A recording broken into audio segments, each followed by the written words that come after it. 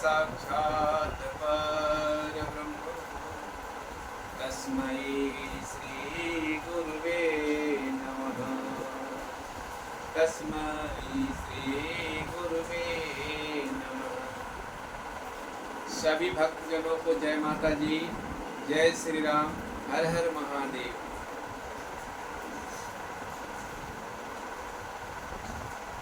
आजकल अपने समाज में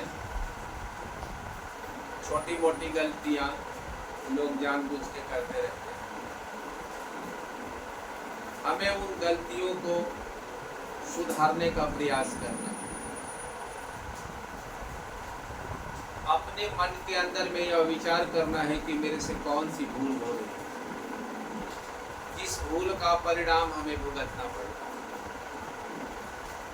हम चाहते हैं कि हमारे सारे बच्चे इतने मजबूत हो, ज्ञान वृद्ध हो, योग वृद्ध हो, सिद्धि वृद्ध हो, जिसमें उसको कोई उंगली न कर सके, कभी उसके अंदर में कोई हस्तक्षेप करे नहीं। ऐसे अपने बच्चों को बलिष्ठ बनाने के लिए हमें कुछ न कुछ तो करना ही होगा। विशेष रूप से हमें अपने धर्म का ज्ञान, अपने कर्म का ज्ञान और अपने कुल के बूढ़े बुजुर्गों के द्वारा की गई कीर्ति का बखान अवश्य करना चाहिए। सप्ताह में करे, महीने में करे, 15 दिनों में करे, लेकिन अवश्य अपने बच्चों के सामने करना चाहिए। यदि कुल की कीर्ति या कुल के व्यक्ति कीर्तिमान कीर्ति नहीं किए हैं, यशस्वी कीर्ति नहीं किए हैं, तो उस कीर्ति का बखान न करके महाराणा प्रताप की कीर्ति, लक्ष्मीबाई की कीर्ति, सुभाष चंद्र बोस की कीर्ति, चंद्रशेखर आजाद की कीर्ति, प्रभु श्री राम की कीर्ति और प्रभु श्री कृष्ण की कीर्ति, माता राधा की कीर्ति और माता सीता की कीर्ति का बखान अवश्य करना चाहिए। इससे हमारे समाज में जो दुर्बलता है वो दुर्बलता सबलता में परिवर्तित हो जाएगी, इसमें कोई संदेह नहीं। होली को कोई नहीं टाल सकता। होली के पीछे बहुत से हमारे समाज में लोग हैं जो अपने धर्म से मुंह मोड़ रहे हैं, मैं देख रहा हूँ। लेकिन आप सब एक बात को समझिए, होली को कोई भी नहीं टाल सकता। होली तो होली है, वो होकर है। ऐसा ही बहुत सारे वाद विवाद परिवाद रामायण में भी आता है और श्री कृष्ण लीलाओं के बीच में भी आता है, महाभारत में भी आता है। सब ज्ञान होने के बाद भी कल कौन सी घटना घटने वाली है, फिर भी उसको टालने का प्रयास किया जाता है। भगवान बार बार क्या करते हैं, दंड कब देते हैं? आप सबों ने देखा होगा टीवी के माध्यम से, एकांकी के माध्यम से, नाटक के माध्यम से, कि भगवान बार बार अपने भक्त को, अपने वैसे भक्त जो उनके साथ दुराचार करता है, ऐसे भी भक्त को भगवान बार बार अवसर देते हैं सुधरने का, मौका देते हैं सुधरने का। तो हम तो उनके प्रिय भक्त जनों में से, हम सबको वो मौका क्यों नहीं देते? लेकिन उस मौके का तलाश हम नहीं करते, उस मौके को जानना नहीं चाहते, इसलिए हम लोग पछताते हैं। तो हम लोगों को उस मौके का तलाश करनी चाहिए और ऐसा मौका लगे कि भगवान ने हमारे लिए ये अच्छा मौका दिया है, सुनहरा मौका दिया है, तो उस मौके का लाभ लेना चाहिए। रामचरितमानस में सबसे अधिक राजा दशरथ ने कहा कि हे गुरुदेव, मेरे वंश में, मेरे कुल में यदि पुत्र होगा तो उससे गौ सेवा, संत सेवा करवाएंगे और संत सेवा करवाएंगे, इसमें अतिथि सेवा करवाएंगे। तो इससे क्या होता है? जन्म जीव से ही महाकवि भास और कालिदास भवभूति ने भी इसको लिखा है कि जीव से ही, जब जीव जन्म लेता है उसी समय से 5 प्रकार के ऋण से बंध जाता है, 5 प्रकार के कर्जा उस पर लग जाता है। और वो कर्जे है मातृ ऋण, पितृ ऋण, गुरु ऋण, ऋषि ऋण और जीव ऋण, अतिथि ऋण। हमें इन बातों को ध्यान देना है कि हमें इन ऋणों से कैसे मुक्ति है।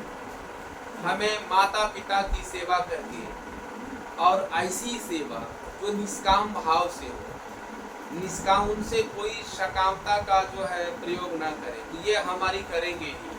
उनको जो करना था वो किए, हमको जो करना है वो हम अवश्य करेंगे। तो अपने माँ की सेवा करके मातृ ऋण से मुक्ति पाए, पिता की सेवा करके और मर्यादा का पालन करके कुल की कीर्ति आगे बढ़ा करके पितृ ऋण से मुक्ति होते हैं। कुल की मर्यादा तुमसे यदि घट गई तो समझो कि तुम पितृ के ऋणी बने ही बने रहे। पितृ का अर्थ पिता नहीं होता है, पितृ का अर्थ पितरों से होता है।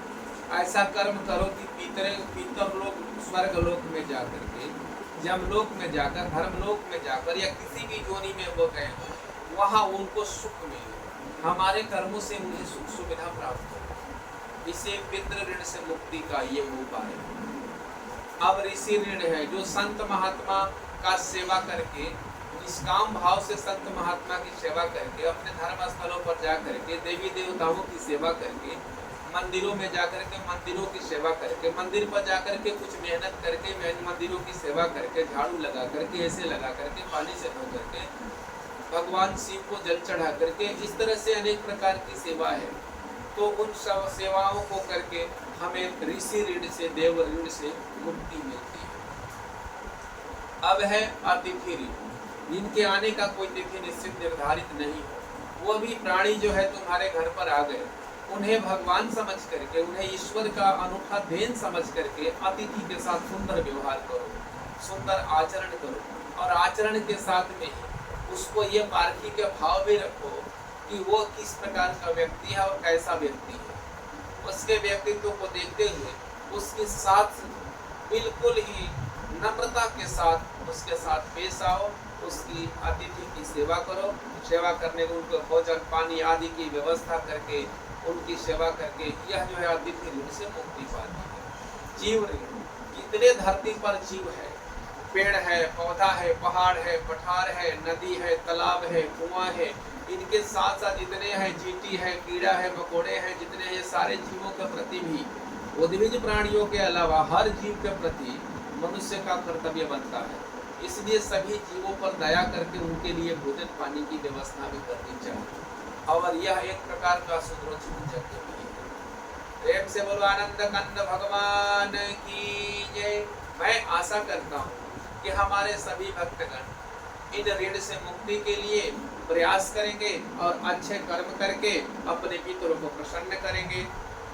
और हमारे सनातन धर्म में जो छोटी छोटी भूल हो करके, जिस भूल के कारण मन मुख मलिन करके वो चले जाते हैं, उन होनी के सामने माथा न टेक करके होनी को स्वीकार करेंगे, निश्चित रूप से करेंगे। आप सबका कल्याण होगा। माई दुर्गा से प्रार्थना करते हैं, माता मानसा से प्रार्थना करते हैं, भगवान भोलेनाथ से प्रार्थना करते हैं, मौनिया बाबा से प्रार्थना करते हैं कि हे संत महाराज, हे गुरुदेव, हे भगवान श्री चंद्र, सब पर कृपा रखना, सब पर दया रखना और सबको सद्बुद्धि देना। जय माता जी, जय माता जी, हर हर महादेव, जय श्री कृष्णा, जय श्री राम।